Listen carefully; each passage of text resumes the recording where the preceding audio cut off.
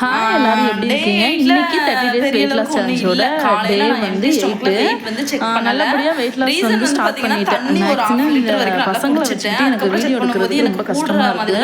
சாப்பிட்ற டைமிங்கில் வந்து பார்த்தீங்கன்னா அவசரமாக சாப்பிட்ற மாதிரி பாப்பா ஸ்கூலுக்கு கூட்டிட்டு வரணும் அப்படின்ற மாதிரி இருக்கும். அதனால கொஞ்சம் அப்படி இப்படி இருக்கும், அட்ஜஸ்ட் பண்ணிக்கோங்க. இன்னைக்கு காலையிலேயே பார்த்தீங்க அப்படின்னா ஒரு 4000 ஸ்டெப் வரைக்கும் வாக்கிங் வந்து போயிட்டேன்.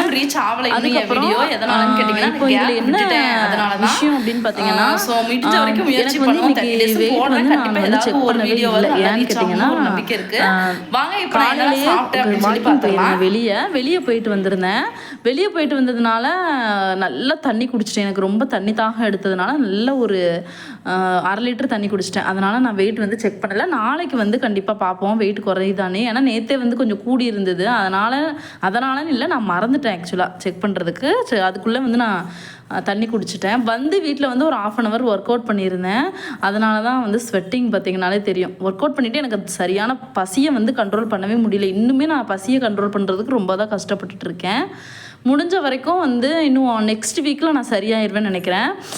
ஓட்ஸு, அதுக்கப்புறம் சியா சீட்ஸு, பனானா, அதுக்கப்புறம் ஹனி, கொஞ்சமாக வேர்க்கடலை போட்டு நல்லா மிக்சியில் அடிச்சுட்டு ஸ்மூத்தி மாதிரி ரெடி பண்ணி குடிச்சிருந்தேன். சரியான பசி, அதை உட்காந்து கூட குடிக்கிறதுக்கு டைம் இல்லை. டின்னருக்கு காலையிலேயே ரவா உப்புமா இது பண்ணியிருந்தேன். அதை எடுத்துக்கிட்டு கத்திரிக்காய் குழம்பு வச்சுருந்தேன். அதை வந்து வச்சுக்கிட்டு பீன்ஸு கேரட்டை பொரியல் பண்ணியிருந்தேன். அதை நிறையா எடுத்துக்கிட்டு நல்லா வந்து வயிறு ஃபுல்லாக சூப்பராக சாப்பிட்டாச்சு. குழம்பு வந்து இந்த வாட்டி குழம்பு கூட்டெல்லாம் கொஞ்சம் கம்மி பண்ணிக்கணும் அப்படின்னு சொல்லி முடிவு பண்ணியிருந்தேன். ஏன்னா குழம்புல வந்து நம்ம ஆயில் ஊற்றுறதை பொறுத்து இருக்குது. கத்திரிக்காயில் வந்து ஒன்றும் பிரச்சனை இல்லைன்றதுனால ஒரு 2-3 கத்திரிக்காய் வரைக்கும் நல்லா வந்து போட்டு சாப்பிட்டுக்கிட்டேன். நீங்கள் லஞ்சு சாப்பிடும்போது மேக்ஸிமம் வந்து பார்த்திங்கன்னா ப்ரோட்டீன் இருக்கணும். நான் இன்றைக்கி எக்கு எடுத்துக்கல. ப்ரோட்டீன் எக்கு இல்லைன்னா வந்து கடலை அந்த மாதிரி ஏதாவது ஒரு விஷயம் எடுத்துக்கோங்க. அதுக்கப்புறம் பார்த்திங்க அப்படின்னா அதில் வந்து ஏதாவது ஒரு கார்பு, ஃபைபர் இது எல்லாமே லஞ்சில் இருக்கிற மாதிரி பார்த்துக்கோங்க. ஈவினிங்காக பார்த்திங்கன்னா எனக்கு டீ குடிக்கணும்னு ரொம்ப டெம்ட் ஆகிடுச்சு. ஏன்னா இங்கே சரியான மழை பெங்களூரில். டீ குடிச்சே ஆகணும்னு சொல்லிட்டு கொஞ்சமாக பால் ஊற்றி நிறைய தண்ணி ஊற்றிட்டு சுகரே போடலை.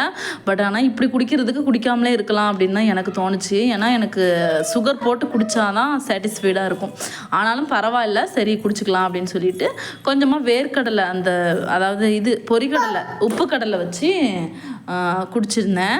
குழந்தைங்களுக்கு பிஸ்கட் கொடுத்துருந்தேன். மேரிகோல்டு தான். நான் மேரிகோல்டு வந்து என்னோடய வெயிட் லாஸில் சாப்பிடுவேன். அதனால் பிரச்சனை இல்லை. ஒரு பிஸ்கட் எடுத்துக்கிட்டு கொஞ்சமாக கடலை டீயோட ஈவினிங்காக முடிச்சிட்டேன். இதோட முடிச்சிடலான்னு தான் நினச்சேன். ஆனால் எனக்கு வந்து பசி கண்ட்ரோல் பண்ண முடியலன்றதுனால டின்னருக்கு வந்து பார்த்திங்கன்னா ஒரு 2 எக், அதில் ஒன்று வந்து எல்லோ இல்லாமல் ஒன்று வந்து எல்லோவோட சேர்த்து போட்டு ஆனியன், அதுக்கப்புறம் கொஞ்சமாக எண்ணெயில் வறுத்த வெங்காயம் வந்து ஃப்ரெண்டு கொடுத்துருந்தாங்க. ஆக்சுவலாக அவங்க வந்து முட்டைக்குள்ளே வச்சு சாப்பிடுவாங்களாம்.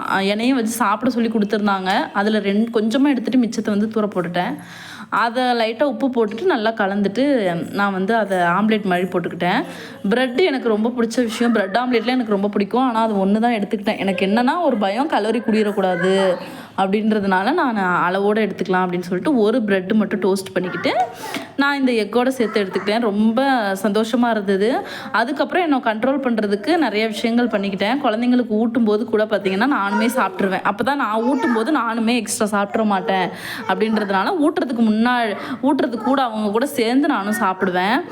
ப்ரெட்டு, அதுக்கப்புறம் ஒரு சின்னதாக 2 ஆம்லேட் போட்டுக்கிட்டேன். நிறைய வெங்காயம் போட்டு நல்லா சாட்டிஸ்ஃபைடாக ரொம்ப ஃபுல்லாக இருந்தது. எல்லோ வந்து வேஸ்ட் பண்ண மாட்டேன். எல்லோ வந்து பசங்களுக்கு போட்டு கொடுத்துருவேன். அப்படி இல்லைனா ஹஸ்பண்டுக்கு போட்டு கொடுத்துருவேன். ப்ரெட்டு வந்து ஒயிட் ப்ரெட்டு தான் யூஸ் பண்ணணும், ப்ரௌன் ப்ரெட்டு தான் யூஸ் பண்ணணும்லாம் கிடையாது. எனக்கு தெரிஞ்சு ப்ரௌன் ப்ரெட்டு ஒயிட் ப்ரெட் ரெண்டுமே சேம் தான். 2லேயும் ஒரே கேலரி தான் இருக்குது. அதனால் நீங்கள் தாராளமாக ஒயிட் ப்ரெட் எடுத்துக்கலாம். 2லேருந்து 3 வரைக்கும் எடுத்துக்கோங்க ஒரு நாளைக்கு. அளவோடு எடுக்கிறது வரைக்கும் எதுவுமே நல்லது தான். எதுவுமே வந்து கெட்டது கிடையாது. எல்லாத்தையும் அவாய்ட் பண்ணிட்டு தான் வந்து கஷ்டப்பட்டு இருக்கணும்னு அவசியம் கிடையாது. கொஞ்சம் வந்து ஆசைப்படுற விஷயங்களை லைட்டாக சேர்த்துக்கிற வரைக்கும் உங்களுக்கு வெயிட் வந்து பெரிய அளவுக்கு கூடாது. பாப்பாவுக்கு தோசை ஊற்றி கொடுத்துட்டு நானுமே அவள் கூட சேர்ந்து டின்னர் வந்து சூப்பராக முடிச்சிட்டோம். ஹஸ்பண்ட் வந்து வரும்போது பப்பாளி மட்டும்தான் வாங்கிட்டு வர சொல்லியிருந்தேன். ஆனால் அவங்க எனக்கு ஒரு வாரத்துக்கு தேவையான ஃப்ரூட்ஸு, அதுக்கப்புறம் பார்த்திங்கன்னா வெள்ளரிக்காய், கொய்யாப்பழம் அந்த மாதிரி நிறைய விஷயம் வாங்கிட்டு வந்திருந்தாங்க. இதை பார்க்கும்பொழுது எனக்கு இன்னுமே மோட்டிவேஷன் ஆச்சு. சரி கண்டிப்பாக குறைக்கணுன்ட்டு. நாவல் பழம் வாங்கிட்டு வந்திருந்தாங்க. அதில் ஒரு 4, 5 நைட்டு சாப்பிட்டுட்டேன். அதையும் இதில் ஷேர் பண்ணிக்கிறேன். 4, 5 ஒரு 5, 6 கிட்ட நல்லா சாப்பிட்டுட்டேன். எனக்கு ரொம்ப பிடிச்ச பழம். கேலரி அதிகம் கிடையாது, சாப்பிட்லாம். நாளைக்கு என்ன சாப்பிட்றேன்றதை நாளைக்கு பார்ப்போம். ஏதாவது டவுட் இருந்தால் கமெண்ட் பண்ணுங்கள். பாய்.